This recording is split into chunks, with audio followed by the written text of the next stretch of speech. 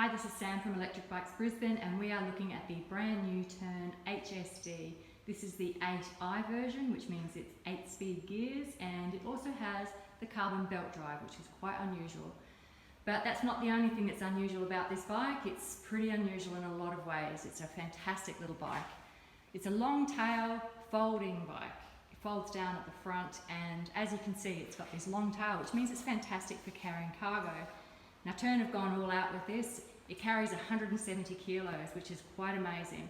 So if you think about living in the city or somewhere fairly close to pretty much where you do all your stuff, very nimble, very easy to ride, super comfortable, very adjustable. You can fit riders from nearly 2 meters tall down to about 160 centimeters.